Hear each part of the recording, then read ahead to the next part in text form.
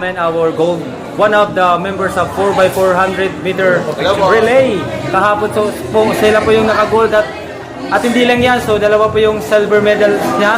Sa anong mga laro yung naka-silver medal ka? Tatlo na po. Sige. 100 and 400 and yung 4x1 ngayon. So anong masasabi mo ngayon sa mga bata na gusto rin maging katulad mo? Kung sa sports, kung gusto niyo talaga lumakas, train lang kayo ng train. For me kasi marami talaga nagtatanong sa'yo paano daw lumakas, tumakbo, ganun. May nagsabi sa akin, one Philippine team, sabi niya, mag-training ka lang, na mag-training, lalakas ka talaga. So sa lahat ng nangangarap sa sports, tuloy-tuloy lang.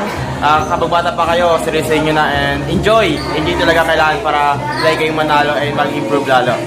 Then lagi makinig ka sa coach, laging gawin yung workout, laging tapusin yung workout and always pray to God. Kasi kung wala si God, hindi mo talaga maabot yung mga goal mo in life. So meron ka bang inspirasyon sa buhay na mga kababayan or mahal sa buhay, mga jowa or parents? Anong masasabi mo sa kanila? Meron po, sa mother ko po. Yung inspiration ko po talaga since nag-start po ako si mother ko kasi gusto ko po, pagdating ko po ng college is hindi na magtrabaho yung mama ko kasi mama ko FW. Ayaw na siya na magtrabaho kaya nag-strive talaga ako higher and nag-i-aim po talaga ako ng goals ko every game, every training para lalo pa ako mag-improve and makapagkuha pa ako ng scholarship sa college, sa university or any school para libre na po ang pag-aaral. Yeah, yun din po yung isang reason kaya nag-sports din talaga ako. So from what grade you know? Mag-grade 11 po ako sa pasukan. So next year, Lobin, sali ka pa? Yes po.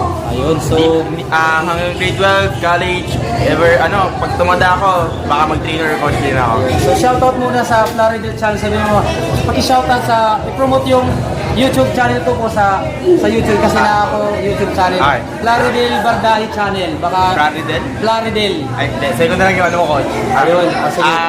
Hello guys, sa lahat po ng followers, hindi pa nakapollow kay sir, follow nyo na siya, subscribe, and like nyo siya, and lagi nyo share yung mga video niya. Support mo siya guys. Salamat. Once again, ladies and gentlemen, John Clinton, our international competitors of Philippines. Thank you mo. Salamat sa John.